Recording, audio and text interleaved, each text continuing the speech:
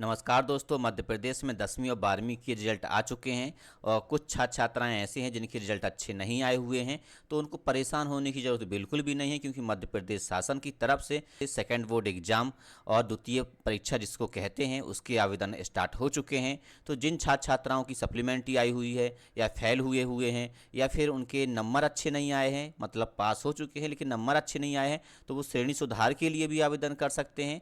तो तीनों कैटेगरी की जो छात्र छात्राएं हैं तो उनके लिए सेकंड बोर्ड एग्ज़ाम का जो ऑप्शन है वो रहता है। तो उसके आवेदन आप घर बैठे कैसे करेंगे उसकी पूरी जानकारी मैं आपको इस वीडियो के माध्यम से बताने जा रहा हूं। तो इस वीडियो में बने रहना है और उसके साथ साथ में इस वीडियो संबंधी कुछ भी क्वेश्चन हो, डाउट्स हो तो कमेंट बॉक्स में ज़रूर लिखिएगा। यदि वीडियो अच्छी लगे तो लाइक शेयर कमेंट जरूर करना और ऐसे ही महत्वपूर्ण जानकारियाँ देखने के लिए जानने के लिए मेरे व्हाट्सअप चैनल को और यूट्यूब चैनल को ज्वाइन जरूर करें, ताकि आपको सरकारी योजनाओं से संबंधित, टैक्स से संबंधित, वैकेंसियों से संबंधित और भी अन्य प्रकार की जो जानकारियाँ सरकार की तरफ से, मध्य प्रदेश शासन की तरफ से, इंडिया लेवल केंद्र सरकार की तरफ से आती रहती है, उसकी जानकारी मैं आपको देता रहता हूँ। और भी कई प्रकार की जैसे स्कॉलरशिप से संबंधित है, टैक्स से संबंधित है और भी महत्वपूर्ण जानकारियाँ कई प्रकार की आती हैं, तो उसकी पूरी जानकारी आपको लेटेस्ट सबसे पहले मैं देता हूँ। तो व्हाट्सअप चैनल को ज्वाइन जरूर करें, उसका लिंक आपको कमेंट बॉक्स में और डिस्क्रिप्शन में मिल जाएगा, तो ज्वाइन जरूर करें।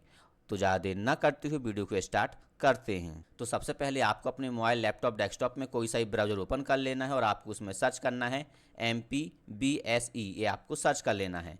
इसका लिंक मैं आपको डिस्क्रिप्शन में दे दूंगा, ताकि क्लिक करके आप डायरेक्ट होम पेज पर ही पहुंचेंगे। तो यहाँ पर आप देखेंगे ये ऑफिशियल लिंक आ चुका है mpbse.mponline.gov.in, तो इस पर आपको क्लिक कर देना है। जैसे ही आप क्लिक करते हैं तो यहाँ पर आप देखेंगे इंपॉर्टेंट नोट्स, महत्वपूर्ण सूचना, द्वितीय परीक्षा का आयोजन। तो यहाँ पर आप देख सकते हैं, ये आपको अच्छे से पढ़ लेना है और यहाँ पर इसको क्लोज कर देना है। और आप थोड़ा नीचे आते हैं तो यहाँ पर आप देखेंगे एग्जामिनेशन इनरोलमेंट फॉर्म्स, तो यहाँ पर आपको क्लिक कर देना है। जैसे ही आप यहाँ पर क्लिक करते हैं तो यहाँ पर आप सीरियल नंबर में देखेंगे, यहाँ पे आप चौथे नंबर पे सेकेंड चांस एग्जाम फॉर्म 2026, तो यहाँ पर आप देखेंगे 15 अप्रैल 2026 से 22 अप्रैल 2026 तक इसका जो लास्ट डेट है आप देख पा रहे होंगे। मतलब 15 अप्रैल से स्टार्ट हो गए थे फॉर्म और 22 अप्रैल तक ये फॉर्म जो है आवेदन आप कर सकते हैं। तो यहाँ पर आपको सेकेंड एग्जाम में आपको यहाँ पे क्लिक कर देना है। जैसे आप यहाँ पर क्लिक करते हैं तो आपको अपना रोल नंबर डाल देना है और यहाँ पे आप देखेंगे आपकी 10वीं है कि 12वीं है वो आपको यहाँ पे चॉइस कर लेना है। और यहाँ पे आप देखेंगे जो सेशन है पास ईयर तो 2026 ही है, तो वो आपको सेलेक्ट कर लेना है और सर्च पर आपको क्लिक कर देना है। ये देखिए जैसे आप सर्च करेंगे तो यहाँ पे आपकी पूरी जानकारी, पूरी डिटेल्स वो यहाँ पे देखने को आपको मिल जाएगी, वो आपको अच्छे से चेक कर लेना है। और अब आपको थोड़ा नीचे आना है और आप यहाँ पे जैसे नीचे आते तो यहाँ पर आप देखेंगे आपके सब्जेक्ट की जो नेम है वो शो होंगे और यहाँ पे थ्योरी आप यहाँ पे देख पा रहे होंगे। यहाँ पे जिन जिन सब्जेक्टों में आपका जो सप्लीमेंट्री है वो आया हुआ है, फेल्ट यहाँ पे फेल हुए हैं वो लिखा हुआ है, आप यहाँ पे देख पा रहे होंगे। दोनों में यहाँ पे 2 ऊपर 2 नीचे, मतलब 4 सब्जेक्टों में ये फेल हुए हैं, है ना। और यहाँ पर आप देखेंगे जो सब्जेक्ट में फेल हुए हैं तो ऑटोमेटिक यहाँ पे टिक लग कर आएगा, मतलब इन 4 सब्जेक्टों में आपको आवेदन करना ही पड़ेगा सेकंड एग्जाम के लिए। जो 4 सब्जेक्ट में आप फेल हुए हैं या 2 सब्जेक्ट में या जितने में भी आप सप्लीमेंट्री आई हुई है या फिर आप फेल हुए हैं तो ऑटोमेटिक आपके जो सब्जेक्ट हैं उसमें टिक लग कर आएगा। और बाकी जो 2 सब्जेक्ट यहाँ पे बचे हुए हैं, इन 2 सब्जेक्टों में ये पास हुए हैं। तो यदि आप उसमें भी श्रेणी सुधार करना चाहते हैं तो आपको ऑटोमेटिक आपको खुद टिक करना पड़ेगा, आपको खुद टिक करना पड़ेगा। जैसे मैंने यहाँ पे टिक कर दिया है। यदि आप श्रेणी सुधार करना चाहते हैं, मान लीजिए कोई स्टूडेंट ऐसा है जो पास है ना, और वो आवेदन करता है, तो यहाँ पे आप थ्योरी में सब में देखेंगे कि उसका टिक नहीं लगा होगा। और जिसमें भी श्रेणी सुधार करना है, जिन सब्जेक्ट में श्रेणी सुधार करना है उसमें उसको टिक कर देना है। याद रखना, मैंने आपको जानकारी बताई है उसको अच्छे से समझ लेना। जिन सब्जेक्टों में आपको श्रेणी सुधार करना है तो आपको टिक करना पड़ेगा और जिसमें फेल है तो वो ऑटोमेटिक टिक होकर आएंगे, उसमें आपको कुछ भी नहीं करना, है ना। तो आपको ये याद रखना। और आप नीचे आते हैं तो यहाँ पर आप देखेंगे घोषणा जो पत्र दिया गया है इसको अच्छे से पढ़ लेना है और यहाँ पे जो नोट दिया गया है इसको भी आपको अच्छे से पढ़ लेना है। यहाँ पर लिखा हुआ है अनुत्तीर्ण विषयों सैद्धांतिक प्रायोगिक में सम्मिलित होना अनिवार्य है। छात्र जिन विषयों में अनुत्तीर्ण हैं उन विषयों का चयन करने की आवश्यकता नहीं है, मतलब कि ऑटोमेटिक चयन होकर आएगा।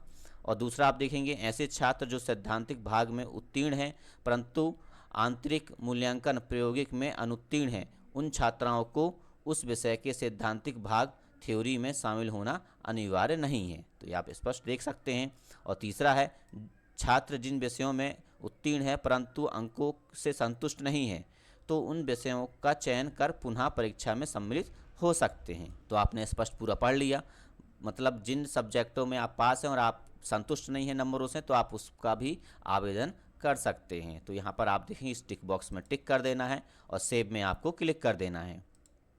ये देखिए जैसे आपने सेव पर क्लिक किया तो नेक्स्ट पेज ओपन होगा। यहाँ पे एप्लीकेशन नंबर शो हो रहा है, इस एप्लीकेशन नंबर को आपको लिख कर रख लेना है। और यहाँ पर आप नीचे आते हैं तो आपकी यहाँ पे जानकारी पूरी खुलकर आ जाएगी। और यहाँ पे जो फीस आपकी लगने वाली है वो आप यहाँ पे देखेंगे, जो आपकी सब्जेक्ट है 4 सब्जेक्टों की 1525 रुपये जो फीस है वो लगने वाली है। तो आप यहाँ पे देख पा रहे होंगे 1525। और भी यदि आपके सब्जेक्ट होंगे तो बढ़ भी सकती है और आप सब्जेक्ट आपके कम होंगे तो घट भी सकती है। तो वो आपको यहाँ पे अपना जो फीस है वो देख लेना है।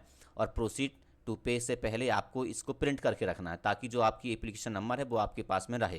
क्योंकि क्या होता है, टेक्निकल इशू की वजह से जो आपका एप्लीकेशन नंबर है यदि आप प्रिंट करके नहीं रखते हैं, आप स्क्रीनशॉट नहीं लेते हैं तो एप्लीकेशन नंबर आपको नहीं मिलेगा और आप अपना जो स्लिप है वो डाउनलोड नहीं कर पाएंगे। तो टेक्निकल इशू यदि हो जाता है तो कोई दिक्कत आगे चल के ना हो, इस वजह से आपको इसका स्क्रीनशॉट लेकर रख लेना है।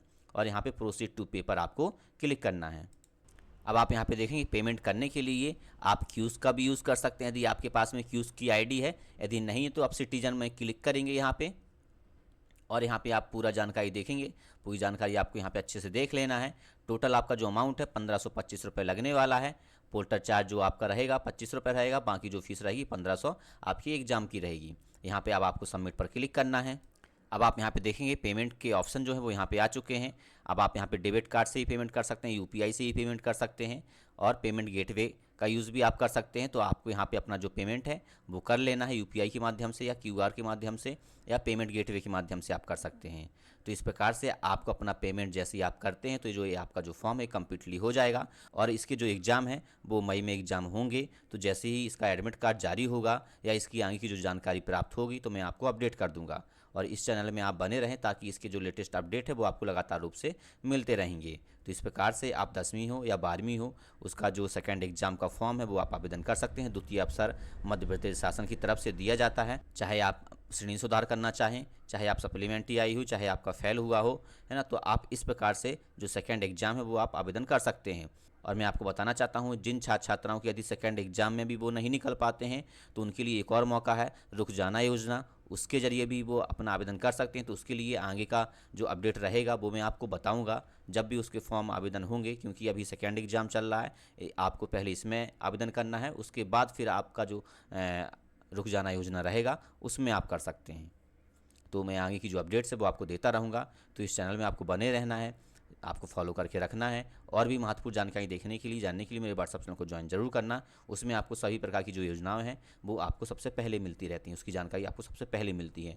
तो ज्वाइन जरूर करें। और मैं आपको बताना चाहता हूँ जो छात्र छात्राएं सीपीसीटी की तैयारी कर रहे हैं तो उसके लिए मैंने जो सीपीसीटी की अच्छी एक बुक है जिसके ज़रिए आप तैयारी करते हैं तो आपका जो एग्ज़ाम है वो निकल सकता है। तो उसका बुक का मैंने जो प्रोडक्ट टैग है वो मैंने कर दिया है, तो आप उसको परचेज ज़रूर कीजिए। और ऐसी ही महत्वपूर्ण जानकारी देखने के लिए, जानने के लिए फॉलो ज़रूर करते रहें। तो मिलते हैं अब नेक्स्ट वीडियो में। Okay, thank you.